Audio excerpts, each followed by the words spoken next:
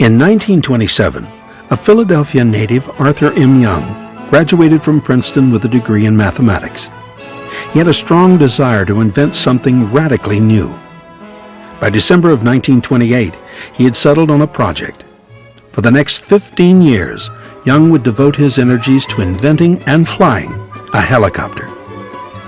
He set up a laboratory in the barn of his family's home and began building models. Over the next 8 years, Arthur tested a variety of designs and learned a great deal about the flight characteristics of helicopters. Through these experiments, he was able to prove that independently hinged blades would follow the movement of the mast. By December of 1939, Arthur had developed a mast-mounted stabilizer bar that dramatically improved the hover performance of his models.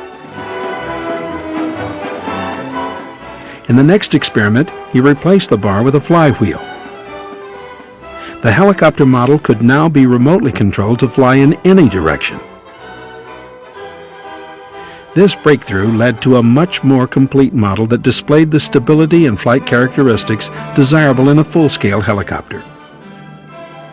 Arthur used this model to demonstrate his helicopter design to Larry Bell of Bell Aircraft. Larry was instantly fascinated. By November of 1941, Young and Bell had agreed to build 2 helicopters, a single-seat model to prove Young's design was sound, and a 2-seat version so Larry himself could get a ride.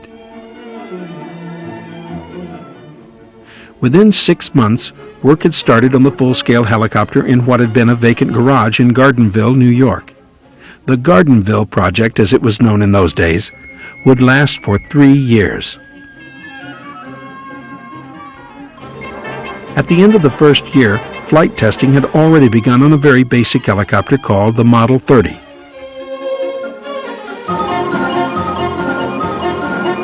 Young can be seen here lifting this helicopter off the ground for the first time. The pilot's seat was made from a wooden crate, while the ground crew had to scurry to keep the tethering cables from fouling the landing gear. By May of 1943, Bell sent Floyd Carlson, a test pilot, to the Gardenville project. Floyd was a quick study and learned to hover on his first flight. As the flight tests proceeded, Carlson encountered the first major problem in the program. When approaching a flight speed of 20 miles per hour, the helicopter began to experience increasingly violent vibrations. Arthur returned to model building and soon recreated the problem. He found that at higher speeds, the helicopter's rotor blades weren't rigid enough to maintain a smooth ride. The full-scale helicopter was fitted with a device designed by Floyd Carlson. Its purpose was to stiffen the rotor blades as they coned upward during flight. Right away, Carlson was able to break through the 20-mile-per-hour speed barrier. With these increased speeds came the need for more room to expand the flight regime. Wheels were attached so the helicopter could be towed across Buffalo to a small airport. Here Carlson was able to increase the helicopter speeds dramatically. He soon verified that as the helicopter flew faster, it required considerably less power. Young had already demonstrated power-off landings with his model helicopter to Larry Bell.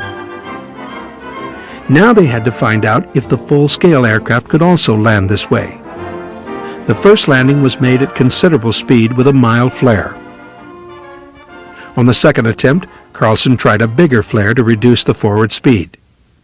The third landing used an even larger flare with disastrous results. This landing was only partially captured by the movie camera as it ran out of film. Miraculously, Carlson escaped without injury. It is early September 1943, just 5 months after first flight. By this time, Model 30 Ship 2 was nearing completion, and so it was decided to rebuild and modify Ship 1 to eliminate these problems, while the flight test program would press forward with Ship 2.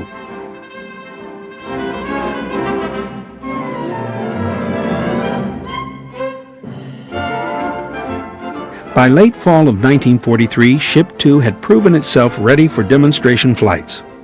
The first to ride was Larry Bell, a high-powered salesman with a penchant for the dramatic. Bell was quick to get this new technology into the public eye. The Model 30 was flown indoors for the first time at a demonstration for the Civil Air Patrol. Here, Bell, in his polished fashion, assists in showing the stability and maneuverability of the helicopter.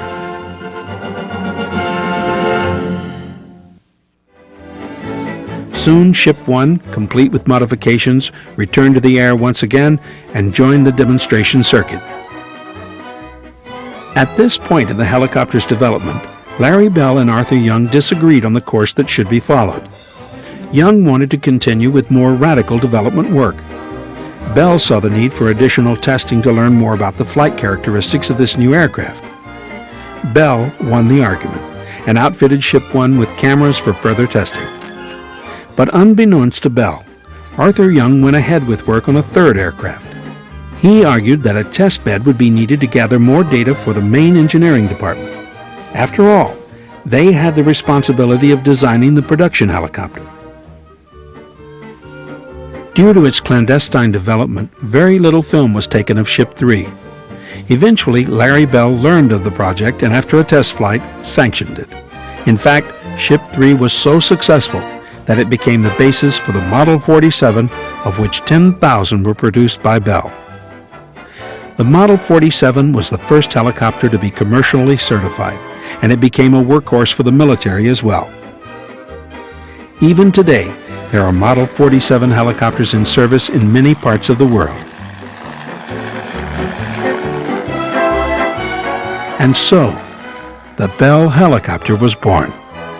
It sprang from humble origins, a backyard inventor intent on bringing into the world a new technology, not for profit or fame, but for the simple joy of doing something that hadn't been done before. And once this technical challenge was accomplished, the Bell helicopter changed forever the face of aviation.